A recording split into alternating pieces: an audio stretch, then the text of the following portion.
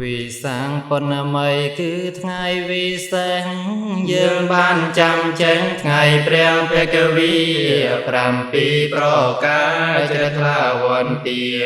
វិសាខបូជារពាសាំងល្អទី1គឺថ្ងៃសុមេធបណ្ឌិតពោធិស័នពិនមានរិទ្ធបវរចាំប្រាំតទួលព្រះពុនជាកលោកធានញោមញោសតោពេក្រៃទី2គឺថ្ងៃក្សាន់ថ្លៃប្រសូតអង្គចារោសំពូនប្រឹងប្រៃកំណើតចំក្រោយជប់ដោយអត្តន័យពនចាភុំត្រៃលែងភ័យលែងព្រួយទី3គឺថ្ងៃព្រះស្រីមហាពោធិ៍ចេញលេចធ្លោពោពិតមានត្រួយថ្ងៃព្រះប្រសូតស្រដំជាមួយជំនួយឲ្យចិនបរិស័នជ្រះថ្លា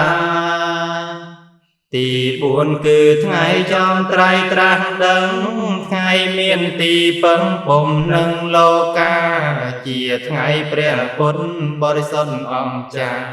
ពួកជនជ្រះថ្លាចិនដាល្អស្អាត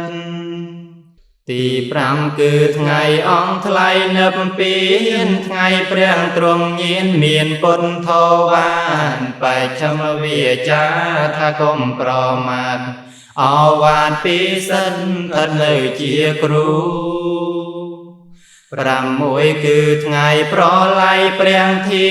តុចែកដីលោកនាថនៅទៀតមិនយូរព្រះធាតុទាំងអង្គហោះមកគល់ពោដែលចូលរំលាយរលត់ពុទ្ធសាសនា